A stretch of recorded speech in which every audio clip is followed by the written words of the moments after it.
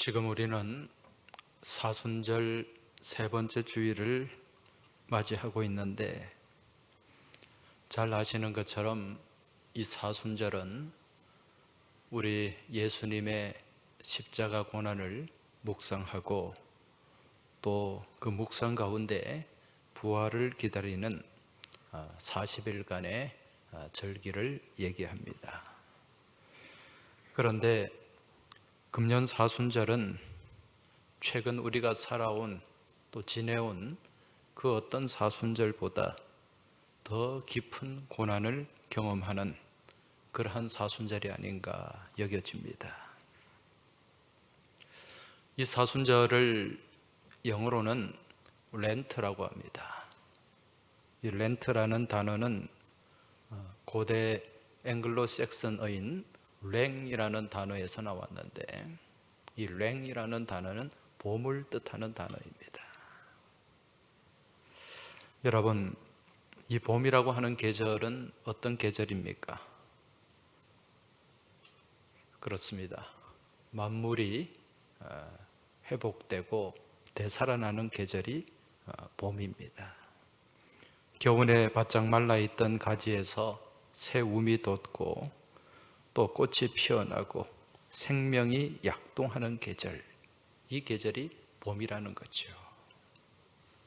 따라서 이 사순절을 렌트, 봄이라고 지칭하는 이유는 계절적으로 이 사순절이 봄에 해당되기도 하지만, 사실은 죽었던 생명이 다시 살아나는 부활을 바라보고 또 부활을 기다리는 의미로 렌트라고 하는 것입니다.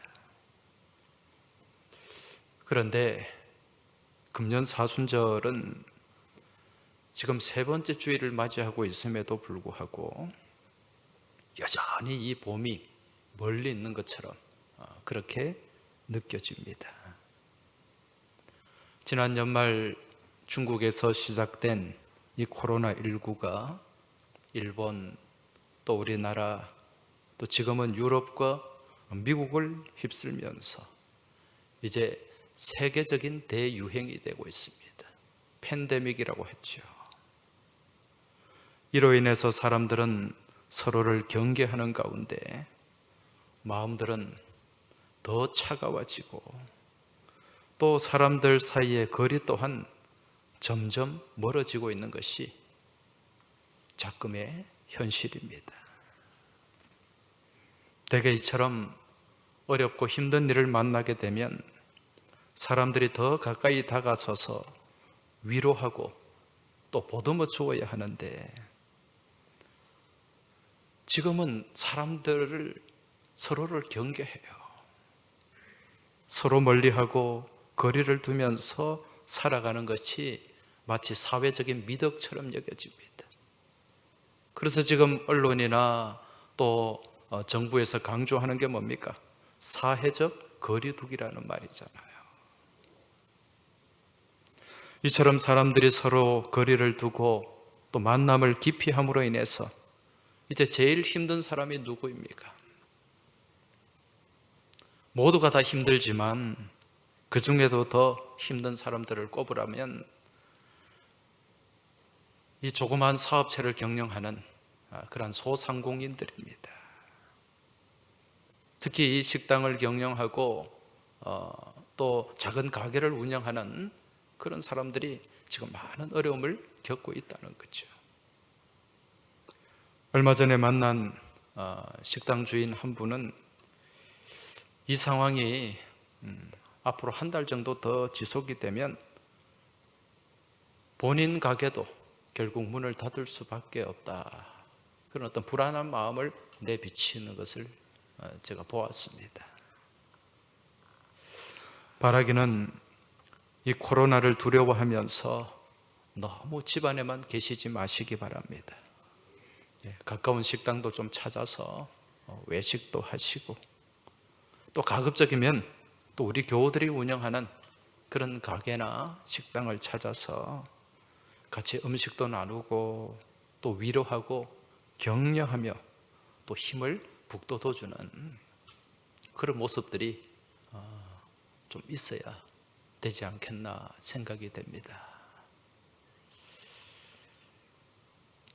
지금 온 나라와 국민들의 마음이 코로나19로 인해서 봄을 빼앗긴 것처럼 여겨지지만, 그러나 이러한 때에도 우리가 믿음 위에 굳게 서서 또 우리 하나님을 바라보고 의지하며 나아갈 때 이 또한 반드시 지나가게 되고 또 우리는 여기서 승리하게 될 줄 믿습니다. 오히려 비 온 뒤에 땅이 더 굳어진다는 그런 말이 있지 않습니까? 그런 말처럼 이 고난의 시간을 서로를 위해서 기도하고 또 격려함을 통하여 또 용기를 북돋우며 그렇게 함께 나아갈 때 우리의 삶 가운데 하나님의 은혜가 임하게 되고 또 더 새롭고 복된 날들이 속히 우리에게 주어지게 될 줄 믿습니다. 지금 우리가 에스겔 47장 말씀 계속해서 지금 읽고 있습니다. 지금 이 말씀을 보면 이 성전에서 흘러나온 물이 점점 그 양이 많아져서 큰 강을 이루게 되고 또 그 강물이 흘러가는 곳마다 죽었던 생명이 살아나고 또 죽었던 땅이 회복되는 그런 역사가 나타나는 것을 볼 수 있습니다. 지난 주일에도 살펴보았습니다마는 이 물이 죽음의 바다 사해로 흘러 들어가니까 어떤 일이 일어났습니까? 그 죽음의 바다가 되살아나고 물고기 한 마리 살지 못했던 그 바다가 다시 회복되었습니다. 그래서 많은 생물들이 그 가운데 살게 되고 또 물고기들이 심히 많아지게 되었다, 그렇게 말씀하고 있습니다. 여러분, 이게 무엇입니까? 이것이 바로 부흥입니다. 우리는 대개 부흥이라고 하면 뭔가 수적으로 양적으로 많아지는 것, 예를 들어 교회의 부흥이라고 한다면 이 성도들이 많이 늘어나는 것, 이걸 우리가 부흥이라고 착각을 합니다. 그런데 진짜 부흥, 참된 부흥은 무엇입니까? 되살아나는 거예요. 회복되는 것입니다. 지난주에도 말씀드렸습니다마는 이 부흥이라는 단어, 영어 단어가 리바이벌이지 않습니까? 이 바이브, 생명이 다시 회복되고 되살아나는, 이게 진짜 부흥이라는 거죠. 이처럼 성전에서 흘러나오는 생수가 우리 삶 가운데 흘러 들어오게 되면 우리 삶에 부흥의 역사가 나타나게 됩니다. 황무해진, 메말라버린 그러한 심령이 다시 되살아나게 된다는 것입니다. 그런데 이러한 성령의 생수가 아닌 세상에 탕류가 들어오면 어떻게 될까요? 우리 심령 가운데 생수가 아닌 탕류가 들어오게 되면 우리의 심령이 죽어가게 되고 우리의 심령이 굳어버리게 된다는 것입니다. 평소 작은 죄에도 아주 민감하던 그 마음이, 그 심령이 시간이 흐를수록 점점 무뎌지고 둔감해지게 된다는 거죠. 여러분, 우리가 살아가면서 처음 어떤 이 잘못된 것, 어떤 죄된 모습에 대해서 우리는 부담을 갖고 있습니다. 그런데 우리의 심령이 둔감해지고요, 우리의 심령이 굳어지게 되면 이러한 죄에 대해서 점점 감각을 잃어버리게 됩니다. 처음에는 이것도 아주 이거 잘못되는, 이걸 하면 안 되는데, 이거 죄인데, 그런 두려운 마음들이, 이게 감각을 잃어버리게 되면은요, 시간이 흐르면서 뭐 이 정도까지야, 이 정도는 다 누구나 하는 거야, 그런 마음으로 점점 굳어지게 된다는 것입니다. 이게 무엇인가? 죄를 향한 내성이라는 것입니다. 이처럼 심령이 굳어지고 죄를 향한 내성이 생기게 되면 나타나는 증상이 있는데, 그 증상이 무엇인가? 양심이 마비가 되는 것입니다. 여러분, 이 양심이라는 게 뭡니까? 이 양심을 한자로 보면은 이 좋을 양자잖아요. 마음 심자. 그러니까 좋은 마음이라는 뜻이에요. 양심이 좋은 마음. 이러한 양심을 성경에서 보면은요, 신약 성경에는 시네이 데시스라는 단어로 표현이 되고 있습니다. 이 시네이 데시스라는 단어는 선과 악을 분별하는 마음입니다. 이 본래 의미가 무엇인가? 이 시네이 데시스라는 단어의 본래 의미는 이게 법정 용어예요. 증언한다는 거예요. 함께 증거하다. 무슨 말인가? 이 양심은 우리 마음속에 어떤 법률적인 증인의 역할을 하면서 우리의 잘못된 생각과 우리의 행동을 스스로 고발하게 한다는 거죠. 이처럼 우리 마음에서 스스로 잘못된 것을 지적하고 고백하고 그거 잘못된 거야, 그거 죄야, 그렇게 증언하게 하는 그 목소리가 들릴 때 이 선한 마음이 자극을 받게 되고 또 가책을 느끼게 된다는 거죠. 이게 양심입니다. 그런데 우리가 이 세상에 탕류가 흘러 들어오고요, 또 그로 인해서 죄 가운데 노출되게 되고 이 양심이 점점 무뎌지게 되면 양심의 마비가 찾아오는 것입니다. 이 양심이 마비가 되면 내가 지금 죄를 지으면서도, 죄를 범하면서도 그게 죄인지 모르는 그런 영적 악순환이 반복된다는 거죠.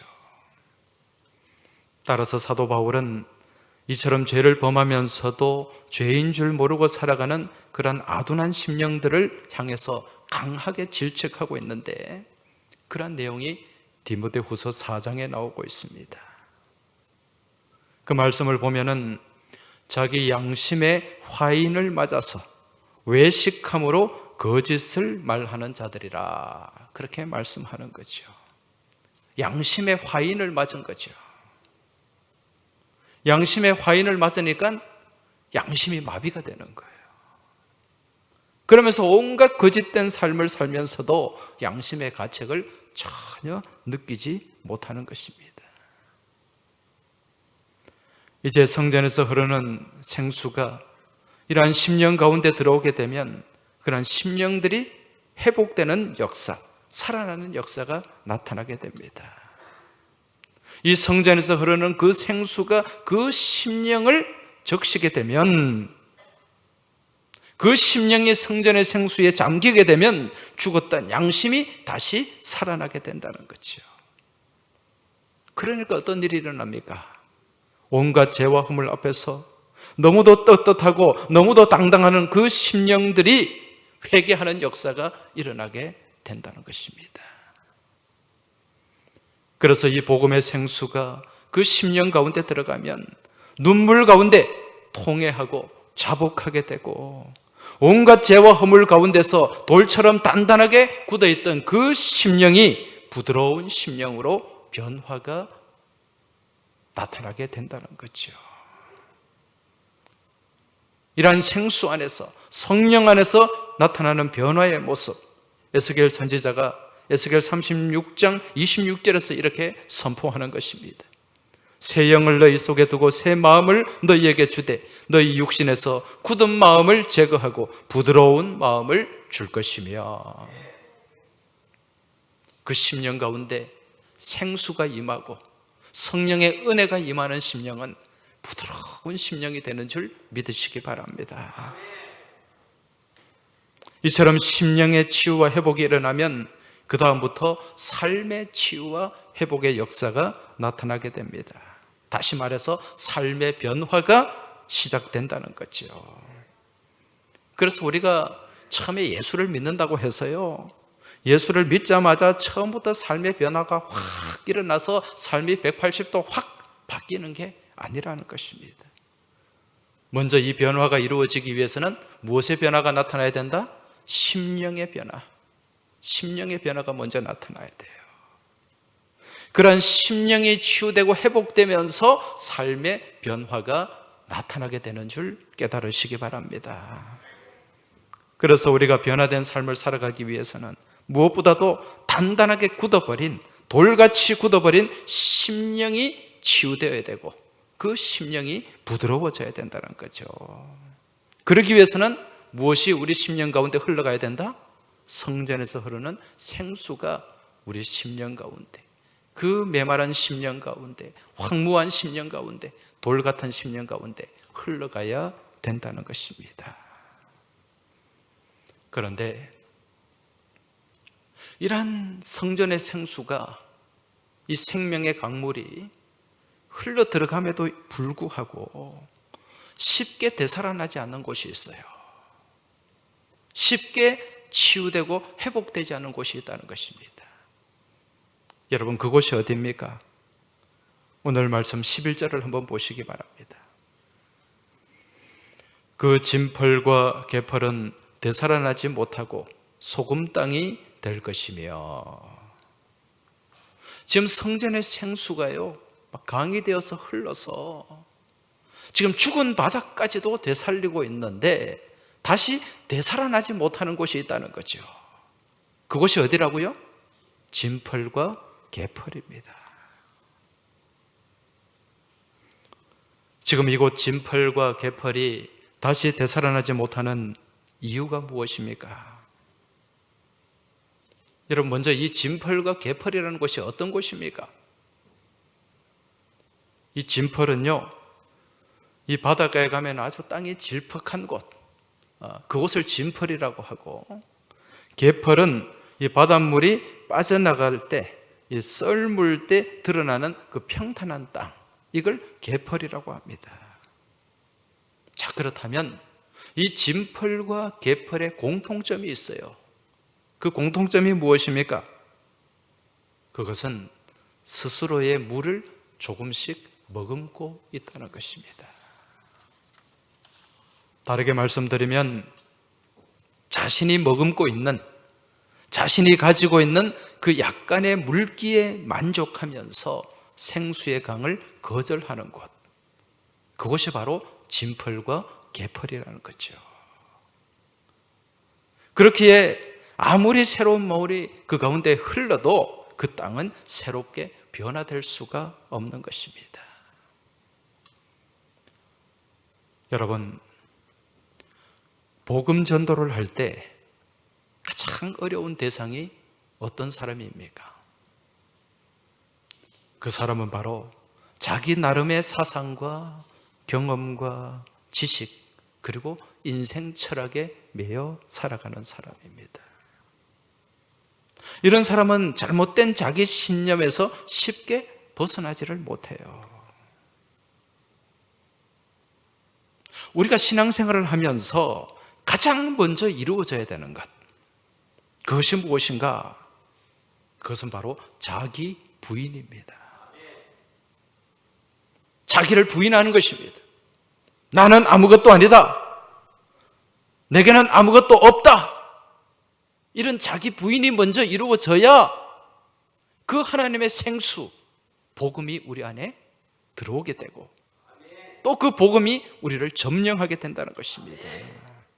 그런데 내가 누군데, 내가 어떤 사람인데, 이런 교만한 마음이 있으면요, 그때부터 신앙생활은 제대로 되질 않아요. 여러분, 한번 생각해 보시기 바랍니다. 우리가 어떤 그림을 그린다고 한번 가정해 봅시다. 그림을 그릴 때 아무것도 없는 깨끗한 도화지, 깨끗한 백지에 그림을 그리는 것이 수월하겠습니까? 아니면은 무언가를 막 그리다가 낙서가 남아있고 지저분한 흔적이 남아있는 그러한 종이에 그림을 그리는 것이 수월하겠습니까? 또 어느 곳에 그리는 그림이 더 아름다워지겠습니까? 두말하면 잔소리겠지요. 신앙생활을 하면서 이전에 내가 가지고 있던 그러한 밑그림들, 나의 가치관, 나의 주장, 나의 고집, 이걸 안고 그대로 그림을 그리려고 하면은요, 정말 이상한 그림이 되어버립니다. 그러나 이전에 나는 십자가에 완전히 죽었다, 나는 이 믿음의 고백과 함께 자기 부인과 더불어서 하나님의 말씀을 인정하고 그 말씀을 수용할 때, 그때부터 진정하고 참된 믿음의 삶, 신앙의 삶이 열리게 되는 줄 믿으시기 바랍니다. 옛날의 내 모습, 옛날에 가지고 있던 내 경험과 지식을 바라보고 의지하는 그러한 모습, 이게 진펄과 개펄 같은 모습입니다. 그런데요, 비단 초신자들 뿐만 아니라 오랫동안 신앙생활을 했던 사람들 가운데도 여전히 진펄과 개펄의 모습을 갖고 있는 사람들이 많이 있습니다. 신앙생활을 한다고는 하는데 여전히 내 삶의 우선순위는 내 경험과 내 지식이에요. 하나님 말씀은 뒷전이라는 거죠. 무슨 일을 시작하고 무슨 일을 판단할 때도 내 경험을 앞세우고 내 지식을 앞세우는 거예요. 교회 일을 할 때도 마찬가지입니다. 교회 일을 하면서도 하나님의 뜻이 무엇인가, 하나님께서 무엇을 말씀하시는가, 여기에 귀를 기울이고 이것을 바라보기보다는 내 인간적인 생각과 인간적인 계산을 앞세우고요, 내 지식과 경험을 앞세우며 주의 일을 하려고 하는 그러한 경우들이 자주 있다는 것입니다. 이 모습 또한 여전히 우리 가운데 남아있는 진펄과 개펄 같은 모습이라는 거죠. 그리고 여러분, 또 이 진펄과 개펄은 어떤 모습입니까? 이건요, 육지도 아니고 바다도 아닌 곳입니다. 참으로 어중간한 곳이에요. 우리 신앙의 삶도 마찬가지입니다.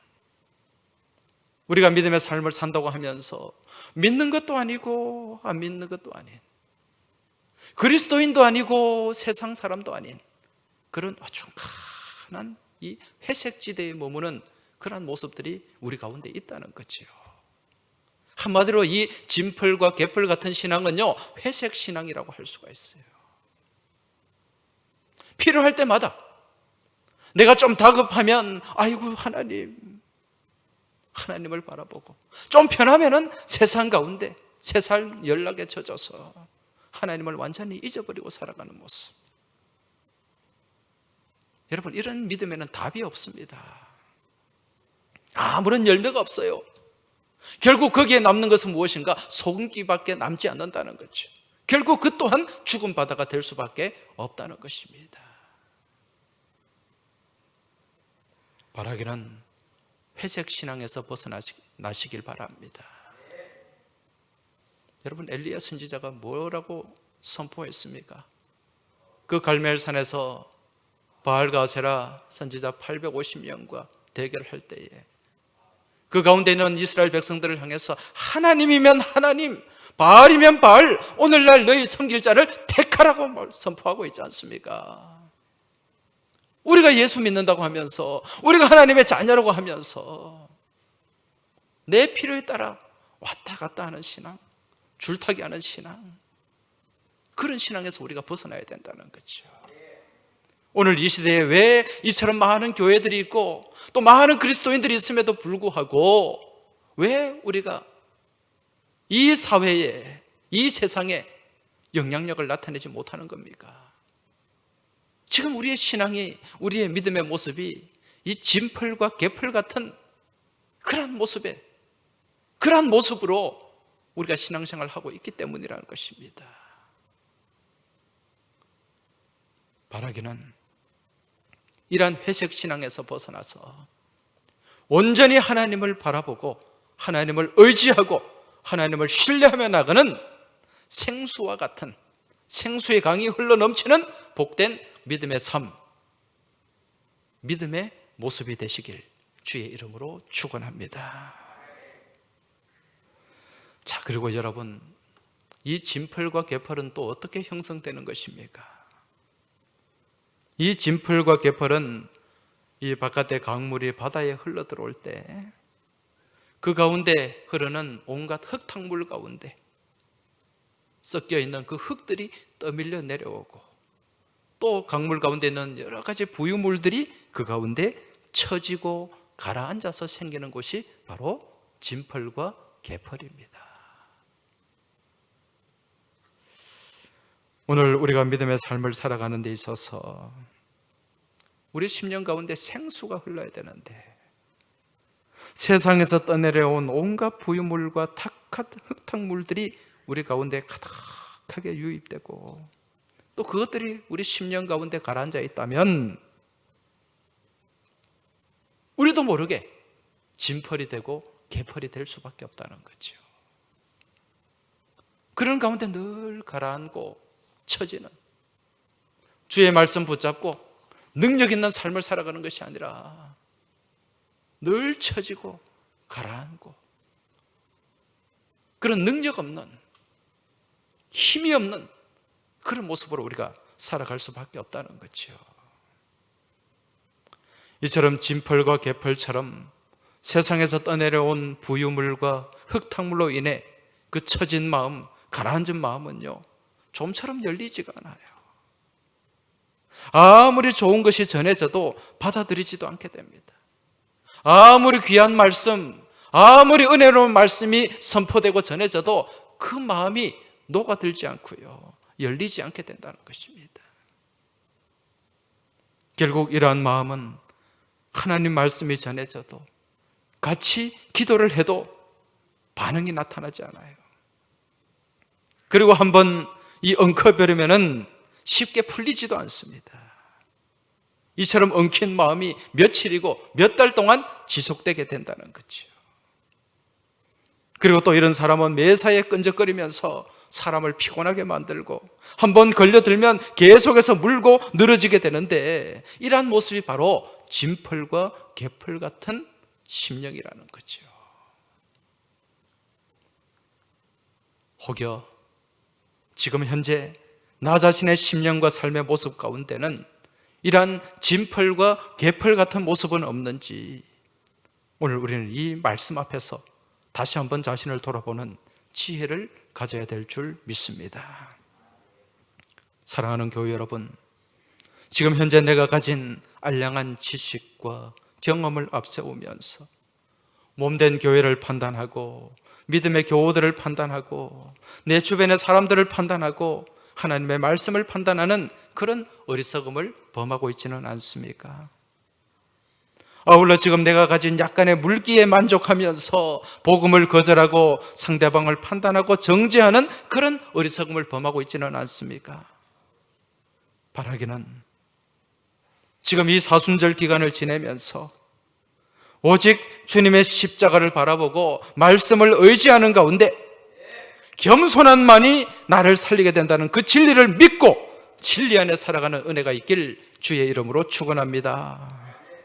또한 이제 이후로 주님을 통해 공급되는 이 생수의 강에 내 삶의 전부를 맡기고 나아가는 그 믿음의 지혜 가운데서, 여러분 지금 어렵고 힘든 이 시대, 이 시국 또한 말씀 붙잡고 그렇게 나아갈 때 우리는 이기고 또 승리하는 삶을 살아가게 될 줄 믿습니다. 이번 한 주간도 이러한 하나님의 말씀을 붙잡고 십자가 앞에 엎드리는 그 겸손한 가운데서 우리의 모든 삶의 영역이 다시 되살아나고 소성하는 은혜가 있길 주의 이름으로 축원합니다. 기도드리겠습니다. 하나님 아버지, 저희들이 하나님을 믿는다고 하면서 알게 모르게 저희 심령 가운데, 저희의 믿음의 자리 가운데 진펄과 개펄은 형성되지 않았는지 이 시간 말씀을 통해 되돌아보게 하여 주옵시고, 그러한 모든 것들 주님 앞에 내어놓고 복음의 생수를 통하여 주님의 은혜의 강물을 통하여 저희들이 씻김받게 하여 주시고, 또 주님 안에서 새로운 모습으로 나아갈 수 있도록 주님 역사하여 주옵소서. 이번 한 주간에도 우리 주님 지고 가신 그 십자가 바라보고 의지하며 말씀 붙잡고 주님 안에서 우리의 모든 삶의 영역이 되살아나고 소성하는 은혜를 경험하며 우리 말씀 안에서 승리하는 귀한 삶이 되기를 소망하며 우리 주님 예수 그리스도 이름으로 기도하옵나이다. 아멘.